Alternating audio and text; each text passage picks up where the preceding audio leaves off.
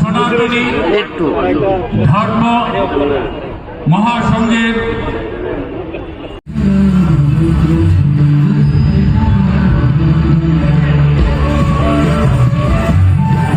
এবং উপস্থিত যে সমস্ত ছাত্রছাত্রীরা রয়েছেন এবং অন্যান্য যারা রয়েছেন সকলেই আশীর্বাদ কামনা করছি।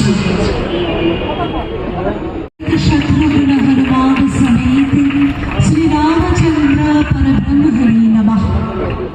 সকলে বলুন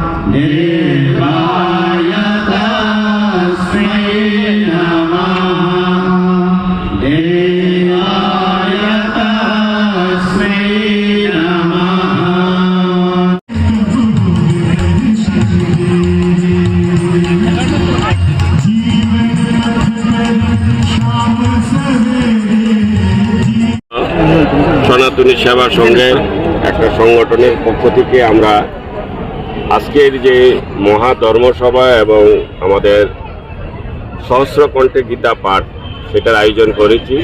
এটা একটা দায়িত্ব নিয়েছি আমরা নিজে থেকে। তার কারণ হচ্ছে যে আমাদের যে বর্তমান যে আমাদের সনাতন ধর্ম বা আমাদের হিন্দু ধর্ম, আমরা জানি সবাই বিশ্বাস করি আমাদের ধর্মকে। আমরা আমাদের ধর্মের প্রতি সমস্ত চিন্তাভাবনা আছে। তারপরও দেখেছি আমাদের যে নতুন নতুন প্রজন্মরা হচ্ছে বা নতুন প্রজন্মরা তাদের কাছে যে ধর্ম বা সনাতন ধর্ম এই বিষয়টা তাদের কাছে সেই রকম শিক্ষা বা সেই রকম ধর্মের প্রতি তাদের যে দায়িত্বশীলতা বা ধর্মকে নিয়ে যে একটা নিজের ধর্ম, যে নিজের ধর্মকে আমরা নিজেরা কিভাবে আরো বেশি করে প্রচার এবং প্রসার করতে পারি তার প্রতি যে একটা আলাদা চেষ্টা সেটা আমরা দেখছি একটু কম হচ্ছে। তো সেই জন্য আমরা চাই এখানে আজকে যাদেরকে দেখছেন এখানে বেশিরভাগই যে তারা কোনো না কোনো কলেজের, কোনো না কোনো বিশ্ববিদ্যালয়ের, কোনো না কোনো স্কুলের।